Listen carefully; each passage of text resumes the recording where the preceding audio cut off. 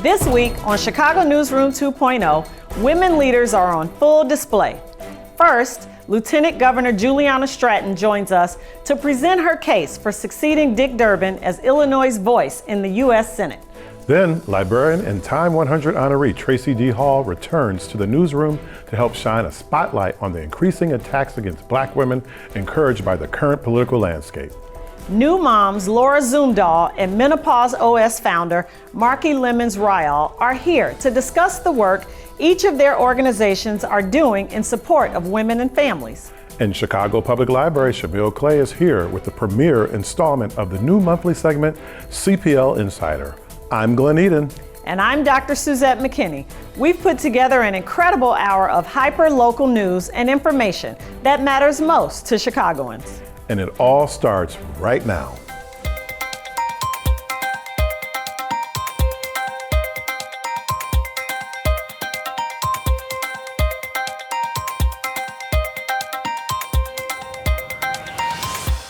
I'm Juliana Stratton. I'm so proud to serve as your Lieutenant Governor. And I am humbled and honored to stand before you tonight as your Democratic nominee for the United States Senate. Our first guest has spent the last 7 years serving as Illinois Lieutenant Governor, helping lead efforts focused on economic opportunity, criminal justice reform, public health, and support for working families across the state. Now, she's seeking to take that experience to Washington.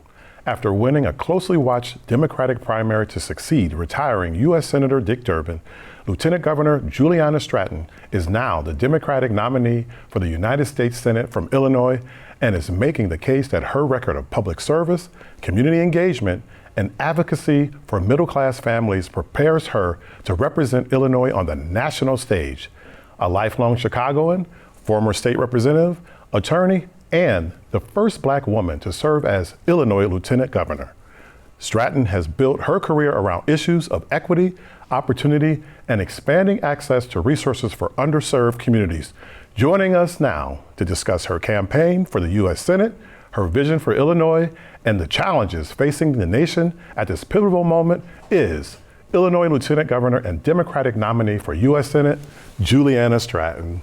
Lieutenant Governor, welcome to the newsroom and welcome back. It's really great to have you here with us. Thank you for having me. Absolutely. So this is a loaded question and I'm going to jump right into it. You're asking Illinois voters to send you to Washington at a time when confidence in Congress is near historic lows. What do you believe is fundamentally broken in the U.S. Senate?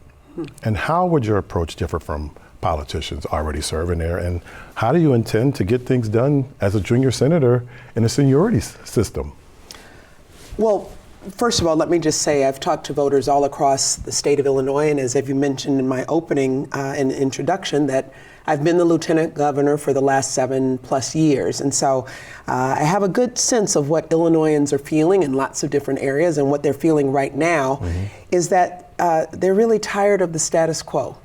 They're looking at what's happening in Washington and are not really feeling that people are looking out for them, that people get elected to Washington and then forget who sent them there.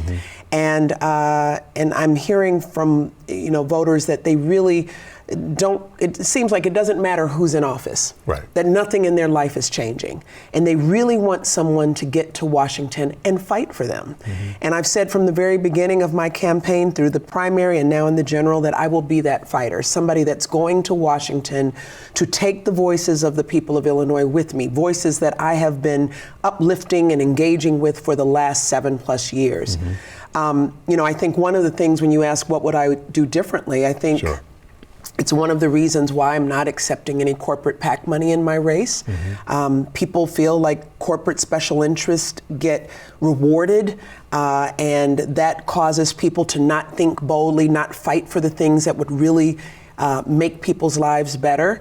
And I believe that we have to get in there and we have to end Citizens United. I believe we need to do more to bring some real campaign finance reform so that it's the people that are represented, not corporate special interest, and that's the way that I'm going to lead. So it's going to require, coming together, doing the work, but this is something that I'm going to lead on when I get to Washington, and I think that's what people are asking for. I want leaders who are going to deliver. I believe we've had that example here in Illinois of what Governor Pritzker and I have been able to do. We said we were going to do big things for Illinois. We got them done. Well, now I'm going to Washington, and that's what I at least hope to do, to be able to do big things and deliver for people and to really make sure it's the people that are at the forefront of everything that I do. And again, not corporate special interest. How are you going to navigate the seniority system as a junior senator? Well, I think about when I was elected to the Illinois House of Representatives. That was 10 years ago in 2016. I was sworn in 2017. And everybody told me, you're new here. We want you to come and just sort of sit down and just kind of learn the ropes. You don't need to really kind of rock the boat in any kind of way. And I just remember hearing that and thinking, I am not here to just sort of follow a system. I am here to deliver for the people that I represent, for my constituents, which was in the 5th district.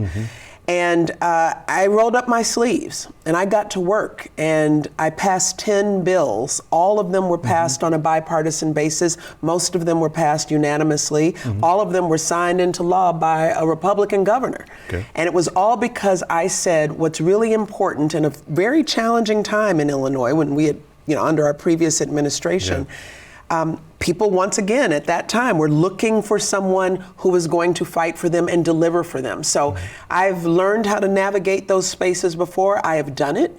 I even look at the different challenges that the governor and I have faced, through a global pandemic, now through the second Trump presidency. I mean, these are not easy times, but each time, if we really focus on what we need to do for the people that we represent, if we think with bold ideas, then we can get things done. So I'm not as much focused on, a system and how it operates. I'm focused on what did I tell people that I would do? And what I've told the people of Illinois is that I will fight for them. I will do everything I can to protect their rights and protect democracy. I will deliver for them. And that's what I intend to do. Thank you. I want to get to the next question. That's really where the rubber meets the road. Chicago and Illinois often send Democrats to Washington, yet many residents still feel disconnected from the economic growth and political power. What would you say to a South Side or a West Side resident who asks, what has the Democratic leadership actually delivered for me in my neighborhood? Yeah, well, first of all, I always say that there aren't a lot of voices like mine in the United States Senate, a Black woman from the South Side of Chicago. I'm also a mom of 4. I'm also part of what some people call the sandwich generation. I call it the panini generation because sandwiches sound kind of cute. Paninis, you squeeze hard and you add heat, and that's what it felt like to be the caregiver for my mother in the final years of her life while I was caring for my daughters. I'm the daughter of a public school teacher. My mother was a public school teacher. My father, a Navy veteran and a community physician. And I think we need more voices like mine in the United States Senate. And like I said, there aren't a lot of them, but there should be. And I think that the other thing is that, I look at what we've done here in Illinois as an example of what we can do for people. I mean, I think about the investments that we've made in every corner of our state. Even just recently, I've announced another $50 million through our R3 program, Restore, Reinvest, and Renew program, which I chair, going to communities, Black and brown communities all across our state that have been most impacted by the war on drugs, bringing the total to about $330 million of investment. And I also say that when we're fighting for the things that people really care about, whether it is expanding access to opportunity for our business owners, especially our Black and brown business owners, when I think about access to education and the investments that we've made, that's what I want to do in the Senate. We need to make sure that we are creating real access to the middle class and expanding access to opportunity. And what that looks like for me is more support for our business owners of color, making sure that we are expanding access to capital, making sure that DEI is not considered a bad word, but but really necessary, a necessary mandate really for progress, because we know all of our businesses and our communities are stronger when we have diverse and equitable access to opportunity and contracts. I think about the investments in education that I'm going to fight for when I get to the Senate, supporting our HBCUs and making sure that there are more scholarship opportunities for our young people at a time that we have an administration that's trying to roll all of that progress back. Yeah. Well, I want to talk a little bit about just the fiscal situation that we all are feeling right now. Many Illinois voters are struggling with the rising cost of housing, healthcare, childcare, groceries. What specific federal policies would you prioritize in your first term that would have a tangible impact on working families within the next few years and not decades? Yeah, I mean, I think that is the question that everybody is facing right now. I mean, everything is more expensive right now. Everything, as you talked about, groceries and utility bills, housing and healthcare, and people are being squeezed at every level. And I think a lot of people have come to recognize that they're asking the question, what really, where do I fit when we talk about the middle class? Because I feel like if I have one healthcare emergency, or they're feeling if one issue happens in their household, it's going to be hard to make ends meet. And we're seeing more families, as you mentioned, struggling day after day. And so we have to talk about the affordability crisis that we are seeing with so many families right now. And we have to not just talk about it, we have to have real solutions. There's a couple of things. I mean, when I think about affordability, one of the issues that comes up, I'm not going to say more than anything else, but certainly one of those issues that has been a main issue relating to affordability is healthcare. And I first ran for office 10 years ago because I was caring for my mother. She had been diagnosed with Alzheimer's, and I was her primary caregiver at a time when our previous governor was trying, and my state representative at the time was trying to strip away healthcare from seniors like my mother. And I knew how hard it was. And I'm not talking about just hard because caregiving requires a lot of your energy and your time and presence, but it was hard because it takes a financial toll on so many families. And I know a lot of people understand what that means. So we have to make sure that healthcare is available to everyone. I believe that healthcare is a right, and that anyone who needs access to a doctor should have one. It's why I'm going to fight for Medicare for all. That's a specific policy that I want to fight for when I get to the United States Senate, that everyone who needs a doctor should be able to get one. And by the way, with what we're seeing with people being stripped of Medicaid and the Affordable Care Act, how those subsidies were not extended, everybody is going to have to bear the consequences of that, whether it's longer wait times, not being able to get into the ER, your co-pays going up. Whether you have Medicaid or not, we are all going to feel the effects of these rollbacks to health care from congressional Republicans in the Trump administration. I secondly would say one of the ways that we address affordability is to raise people's wages. And I want to raise the minimum wage at the federal level to $25 an hour. You may know that at the federal minimum wage right now is $7.25. If we were to look at what that means on an annual basis, that's basically someone making close to about $14,500 a year. No one can take care of themselves or their families at $14,000, $15,000 a year. Even here in Illinois, we raised the minimum wage to $15 an hour. That was one of the first big bills Governor Pritzker and I got signed into law. That's about $32,000 a year. So I want to see us not just think about the minimum wage. I want people to make a livable wage. And that's what I'm going to fight for when I get to Washington, because everyone should be able to take care of their families, put a little money in their pockets, and support our small businesses as they do so. Well, and on that note, I want to really get back to this last question, our final question. The country remains deeply divided politically and culturally. How do Democrats reconnect with voters who feel ignored by the government, distrust institutions, or believe neither party is, quite frankly, getting the job done and addressing their concerns? Well, look, I think that what Democrats have to do is make sure that we are listening to voters.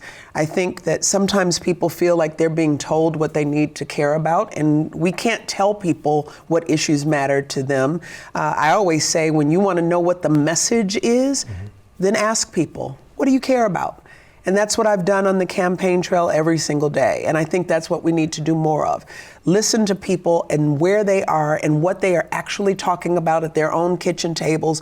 Talk about the issues that are most pressing to them, and then letting that be the message of what we have to take on.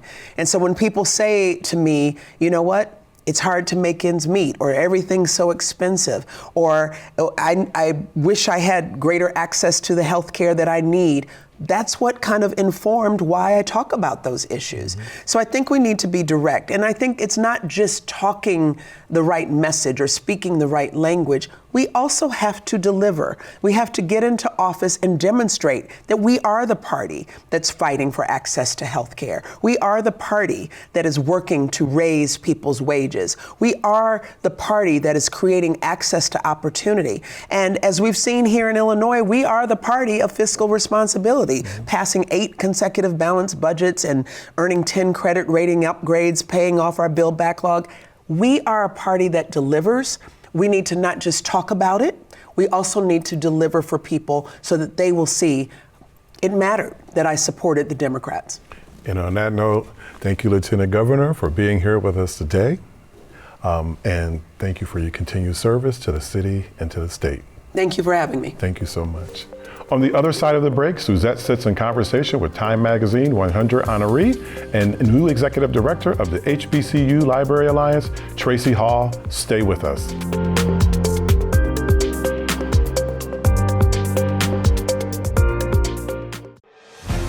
They say television is about sitting back. We say it's about stepping up. Your block has stories worth telling. Your neighbors have voices worth hearing. Chicago has a heartbeat worth sharing. Stop watching their world. Start showing yours. It's time to tune in and be seen. CAN TV, always here, always yours. Experience the power of community television.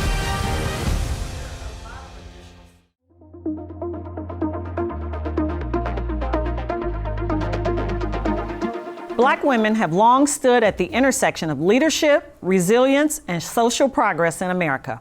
Yet today, many advocates are sounding the alarm about a troubling convergence of challenges facing Black women across the country, from disproportionate rates of violence, disappearances, and unsolved murders impacting Black women and girls, to growing online and public disparagement and economic data showing rising unemployment and financial instability among Black women in many communities. These issues are not isolated. They raise broader questions about visibility, value, safety, and opportunity, and about what institutions, policymakers, and communities must do to address them.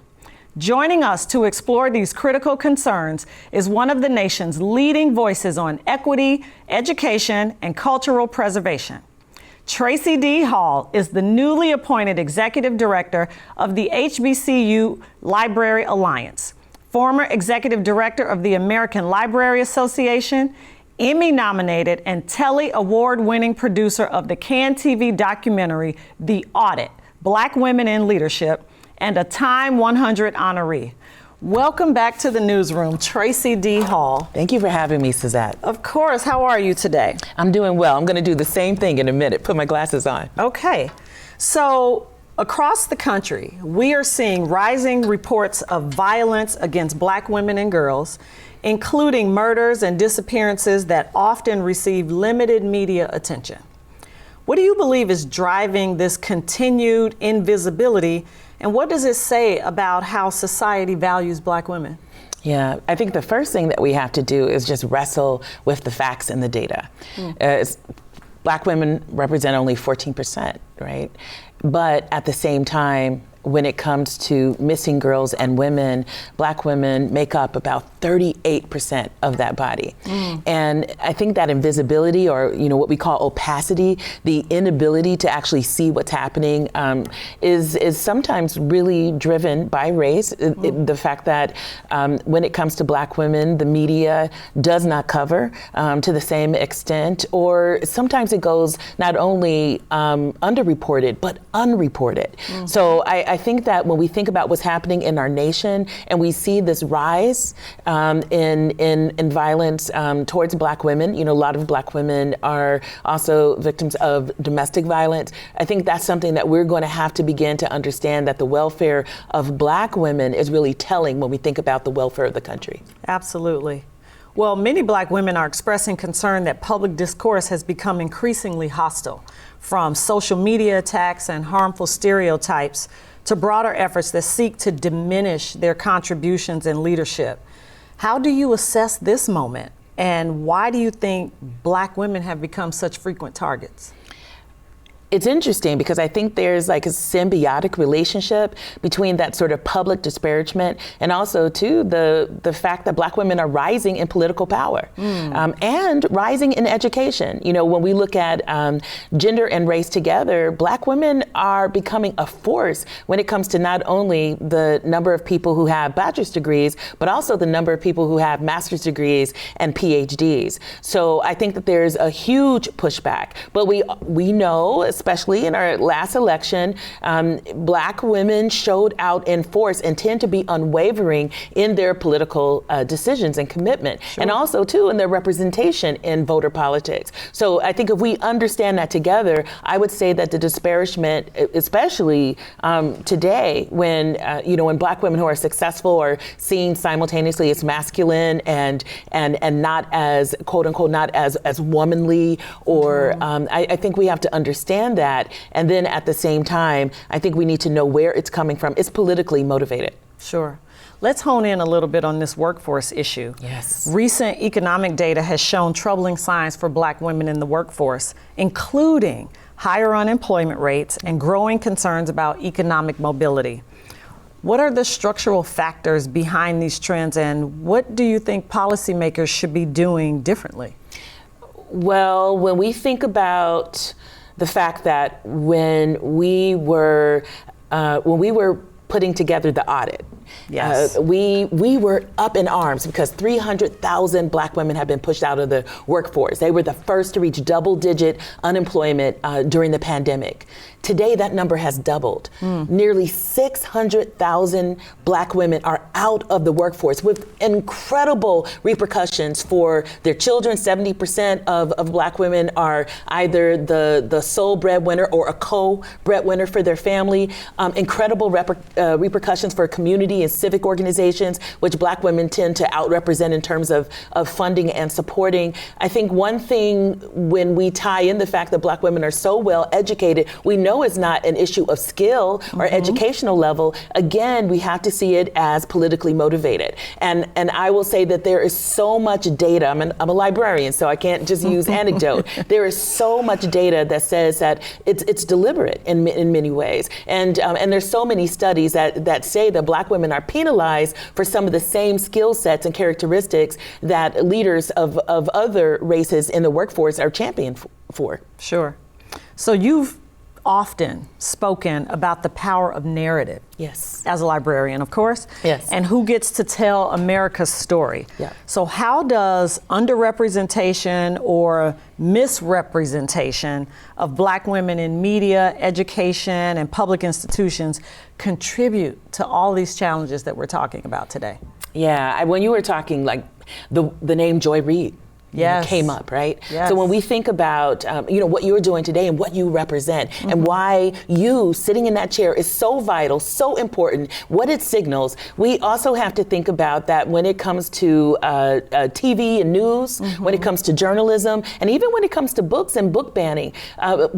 Black women tend to be targeted. The overwhelming largest group of people, of authors who are banned and targeted by book restriction are Black women authors. And so I think that sort of that epistemicide, what we call it when you're erased, from books and literature, and then that just erasure when it comes to media. I think in some ways, not only does it discredit, but it silences. Sure. And I think the repercussions there are large, and we have to take seriously the fact that our children, our young people, are growing up not seeing themselves in key places, and that's something that we are going to have to rally and stop immediately. Sure.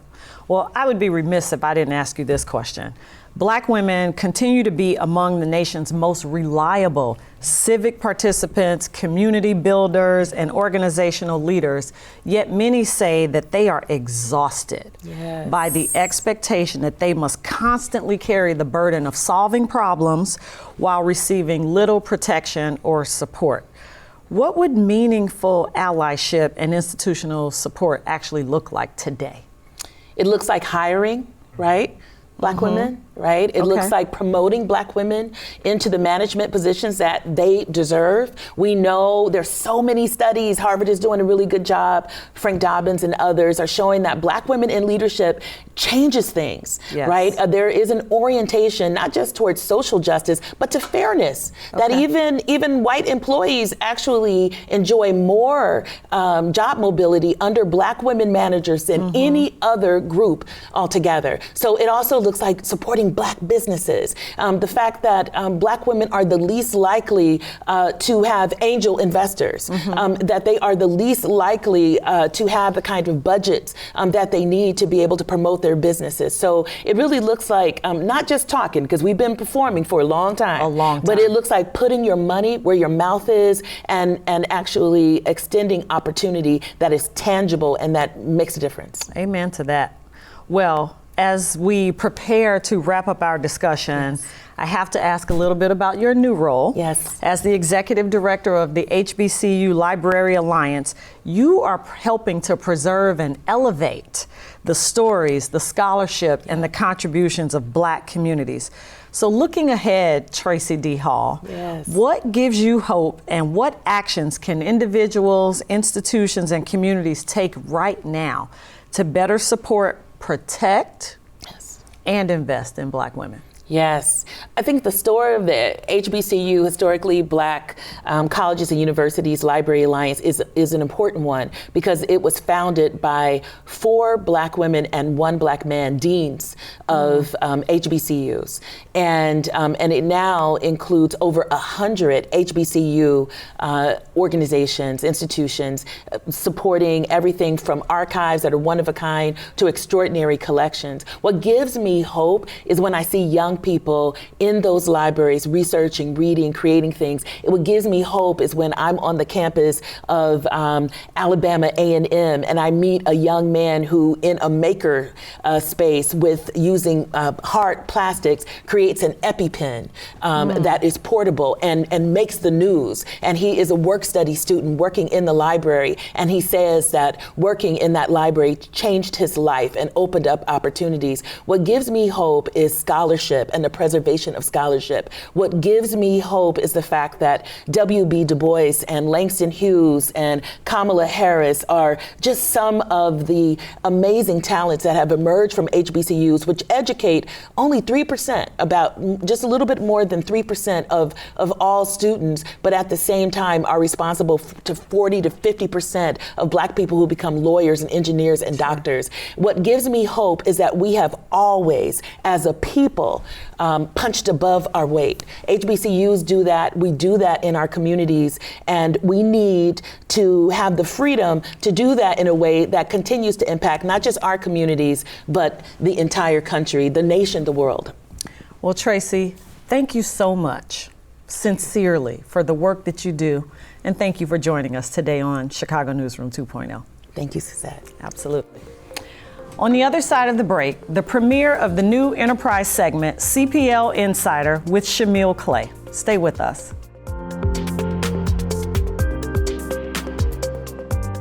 Got something to say about Chicago? Now's your chance to be heard. Chicago Newsroom 2.0 is launching Opinion, a new segment where everyday Chicagoans take the mic. Whether it's a neighborhood issue that's been ignored, a citywide concern that needs attention, or a fresh idea that could change our city, we want to hear from you. Submit your commentary at cantv.org/opinion. If selected, we'll invite you on air to share your perspective with all of Chicago. Experience the power of community television.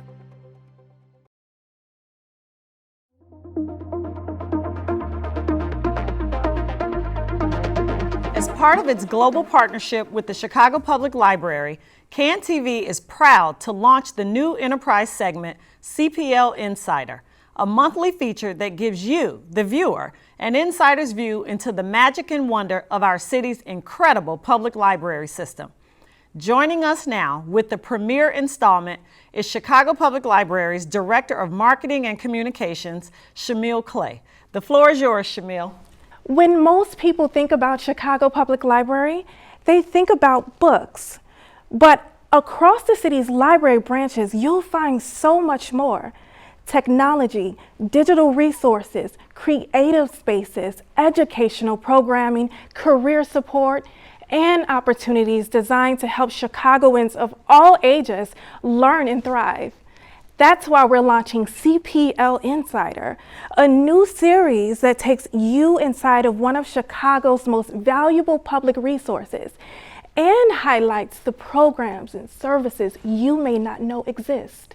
For our first installment, we're looking at the 81 Club, a groundbreaking partnership between Chicago Public Library and Chicago Public Schools that allows student IDs to function as library cards, instantly connecting hundreds of thousands of students to resources available throughout the library system. Take a look.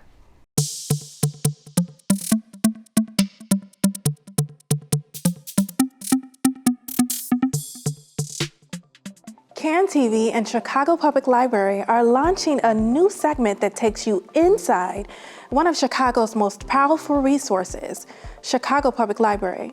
We're calling it CPL Insider because being an insider starts with knowing what actually is happening inside the library. The resources, the opportunities, the tools and experiences many Chicagoans don't realize are available across the city's library system. And we're beginning with a major initiative designed to expand access for the next generation of Chicagoans. It's called the 81 Club, a partnership between Chicago Public Library and Chicago Public Schools that allows student IDs to serve as library cards. At its core, the idea is simple: remove barriers and create access. No application, no paperwork, no parent or guardian signature required to get started. But while the idea feels simple, building a partnership between two of Chicago's largest public institutions required vision, collaboration, and a shared belief that learning should be easier to access. I sat down with Chicago Public Library Commissioner Chris Brown and Chicago Public School CEO Dr. Macklin King to learn how the 81 Club became reality. So as a former educator, I can't say enough about how excited I am about this partnership. And this is a major shift in equity and access to a city resource that we value and that's very important to not only the students, but the teachers as well, to connect the ID to citywide access, to a citywide network. That's amazing, and it provides them access to all of the resources and programming is at their fingertips, and it creates like an educational passport for our students to just explore the city from just one room. But also what it's done to have a more collaborative relationship with CPS. So now we're working with not only Dr. King and their Director of Literacy, Jane Fleming. We're really thinking about how do we take this beyond access? Not just, you have a card, you can check out books, but really like, what is CPS trying to do around literacy and how do we support that? The vision behind the 81 Club is powerful, but what does it actually look like for students and families? What can young people access? How does it work? And what opportunities become available the moment a student ID becomes a library card? The thing we would often see is that a young person would be browsing our collection and our librarians would be, oh, what are you interested in? What kind of books do you want to be reading? And make some recommendations. And, they might sit in the corner and read it for a little bit, but then they leave. And we're like, well, why don't you just take it home with you? They're like, well, I don't have a library card. We really just wanted to open up access to young people, make it as easy as possible for them to get access to the wealth of resources that we have at Chicago Public Library. When teens are interested in something, we want to create an environment where they can explore those interests. So what does this all really mean? It means access is no longer something students and teachers have to navigate. It's already in their hands. It means books, digital resources, technology, creative spaces, homework help, and opportunities to learn far beyond the classroom. It means a student ID can open the door to one of the largest learning networks in Chicago. And it reflects something much bigger, a citywide commitment to making sure access to knowledge isn't limited by paperwork, process, or circumstance, but rather a city working to make learning and literacy and opportunity easier for young people and educators to access every day. Until next time, Chicago, see you inside the library. One of the things that stood out to me in these conversations is how much can happen when institutions work together with a shared purpose. The 81 Club is the result of that kind of collaboration, and it's a reminder of some of Chicago's most impactful investments aren't always the most visible. They're the partnerships, the programs, and the people working every day to connect residents with opportunity. And that's what CPL Insider is all about. Back to you, Suzet. I love everything about the 81 Club, Shamil, and I'm looking forward to the next episode of CPL Insider. On the other side of the break, New Moms President and CEO Laura Zumdahl joins Glenn to discuss the critical work her organization is doing with and for Chicagoland mothers. Stay with us. Got something to say about Chicago? Now's your chance to be heard. Chicago Newsroom 2.0 is launching Opinion, a new segment where everyday Chicagoans take the mic. Whether it's a neighborhood issue that's been ignored, a citywide concern that needs attention, or a fresh idea that could change our city, we want to hear from you. Submit your commentary at cantv.org/opinion. If selected, we'll invite you on air to share your perspective with all of Chicago. Experience the power of community television.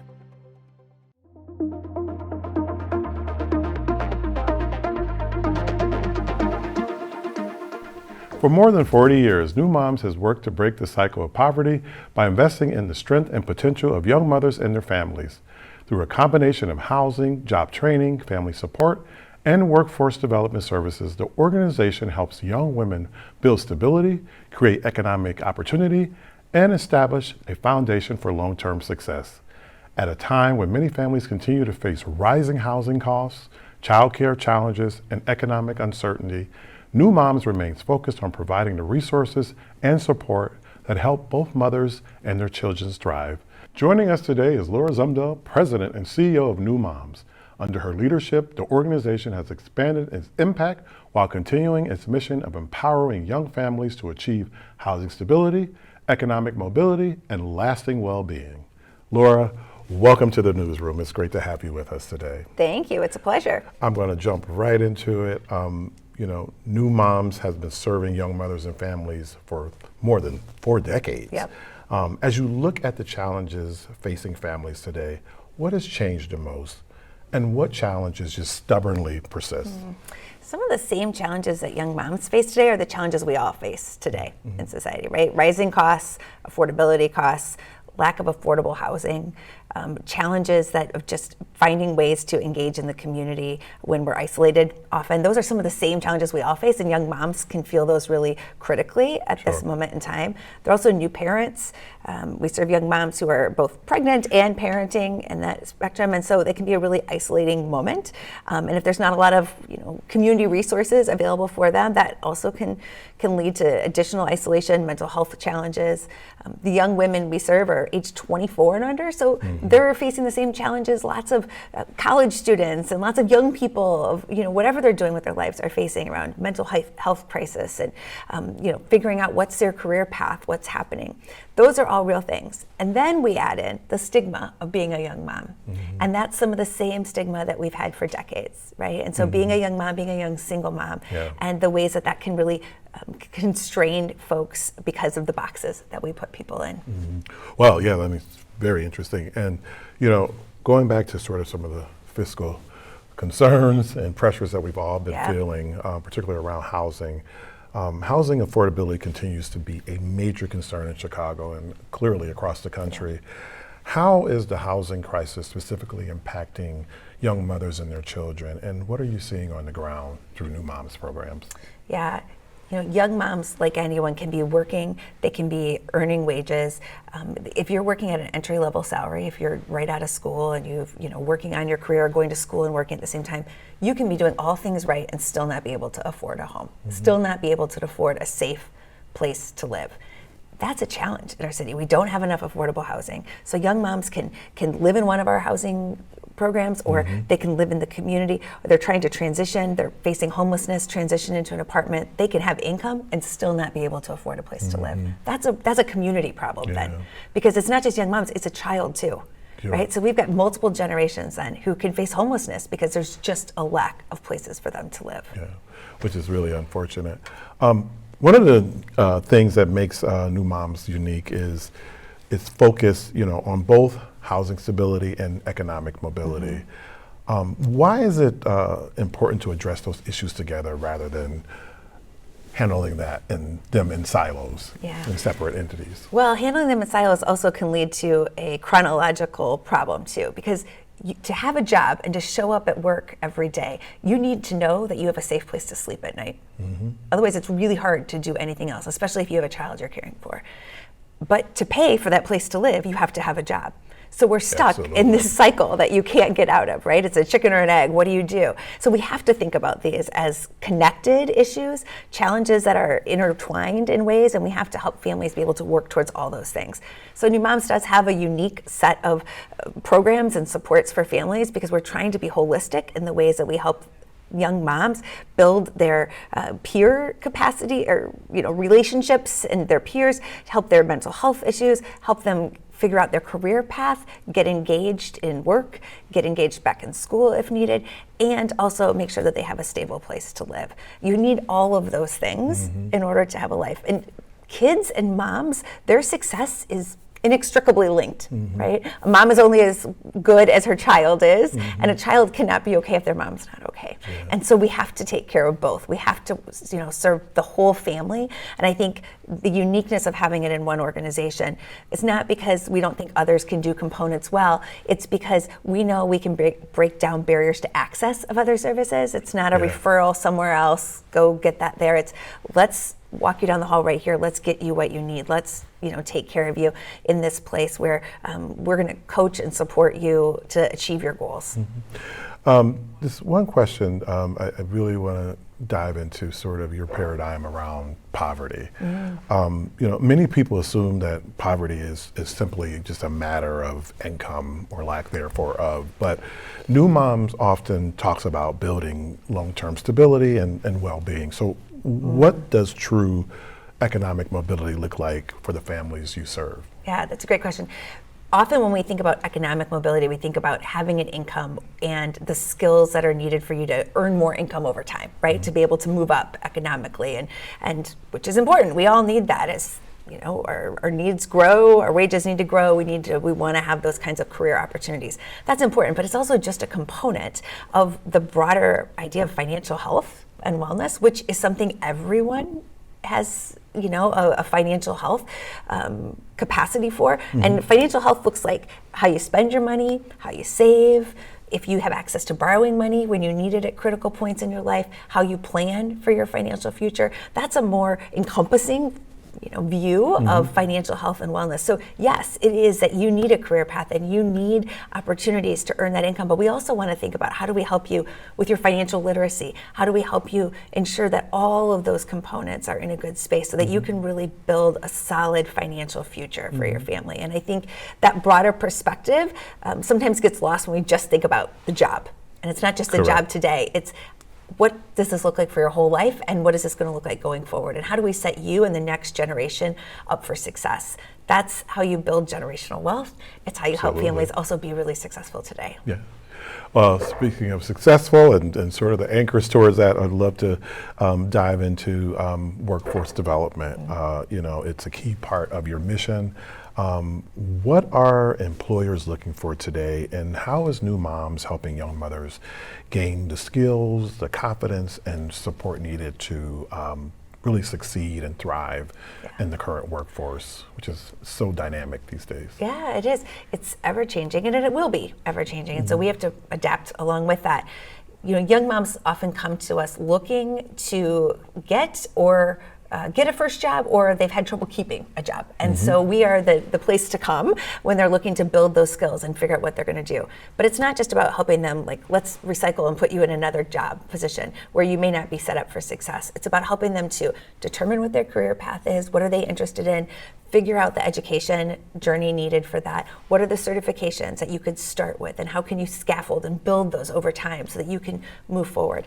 And we do that in a really comprehensive model that integrates both some classroom training and a paid transitional job. So we operate an employment social enterprise, a business called Bright Endeavors, where we manufacture home fragrance products, candles. They're sold across the country, and young moms are our workforce. They work there. It is a real business. It is a place where they get a chance to practice those skills in a learning environment.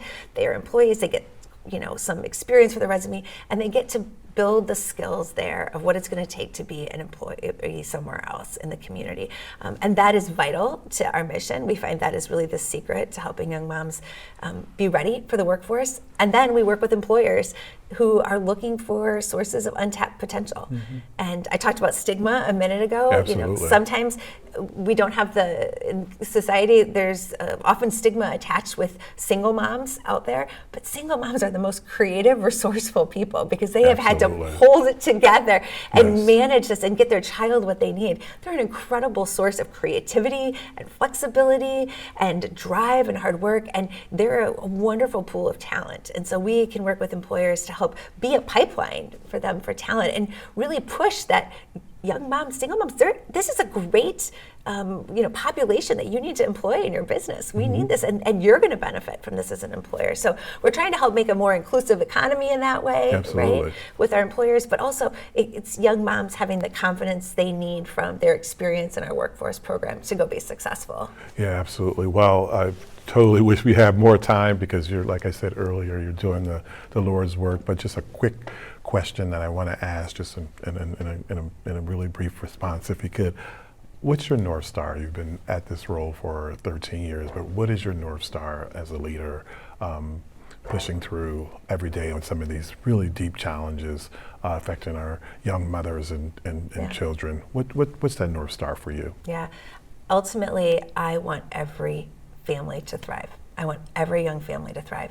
And moms are often a forgotten part in our communities. And they need our support, they deserve that, and they are the lever of change in every community. And every family should get to thrive. Well said. Laura, thank you so much for joining us. It has been an absolute pleasure talking to you. So hope to see you back soon. Thanks. Thank you. On this other side of the break, Suzet discusses menopause and women leaders with Menopause OS founder, Marki Lemons Ryhal. Stay with us.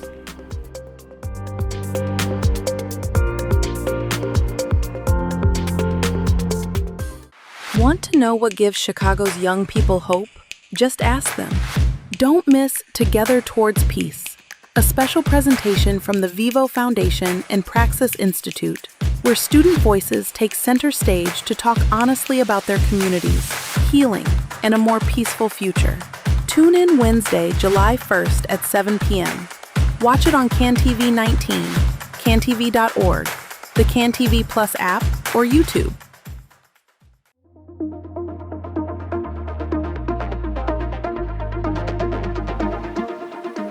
For generations, menopause has been discussed primarily as a personal health issue. But a growing number of advocates and business leaders are reframing the conversation, not as a barrier to success, but as a catalyst for innovation, adaptation, and leadership. New research suggests that women leaders are playing a critical role in shaping how organizations adopt and govern artificial intelligence, while many are simultaneously navigating the realities of perimenopause and menopause. The question is no longer whether women can thrive during this stage of life, but how workplaces, technologies, and support systems can help unlock their full potential. Joining us today is Marki Lemons Ryhal, founder of Menopause OS, entrepreneur, educator, and technology strategist.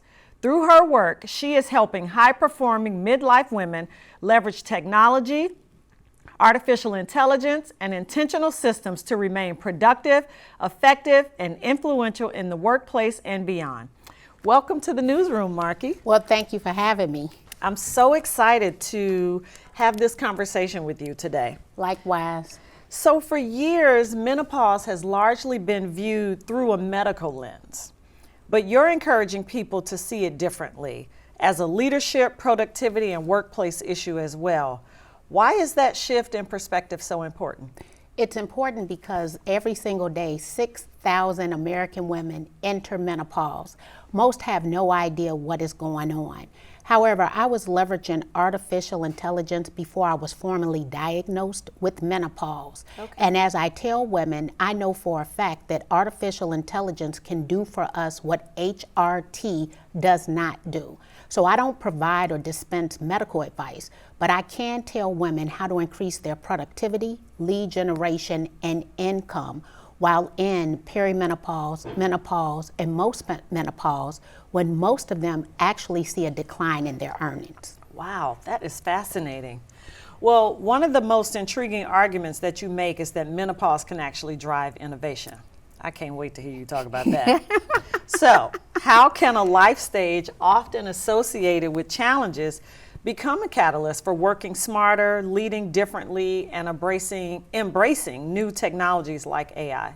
One of the ways is I know that every person can talk 3 to 4 times faster than they type, text, or write. Okay. Yet we're still forcing ourselves to type, text, or write. There's an app called Whisper that allows me to speak everything into existence 3 to 4 times faster than my competition. Oh, wow. So I take audio and repurpose that audio, leveraging artificial intelligence into workflows that support my business or the businesses of the people who hire me. I now can officially get up every morning, go to Pilates, come back home, and I will already have 2 hours of my work performed for me, but it started with how I was inputting the information. Wow. Okay. Wow. I'm blown away by that. So your recent work highlights a lot of research showing that women leaders are helping to shape AI strategy and governance within their organizations. What unique perspective do you think midlife women bring to conversations about artificial intelligence and the future of work? Well, first of all, midlife women are the institutional knowledge of numerous organizations. That's right. For me, the reason that I've learned about this is because I am in the world of real estate. Real estate this year is 66% female, with the #1 age being 57. Okay. There are things that I understand as a result of the lived experience, understanding the toll that it took when it came to brain fog, eye fatigue, and sleepless nights. Well, because of the AI, I was already overcompensating for that loss when I was not formally diagnosed. It is the lived experience that high-performing midlife women can tell the story and put all the dots together for the next generation of women, because we're the first generation of women who are even publicly talking about menopause. Absolutely. Wow. So you've coined this term, the menopause penalty.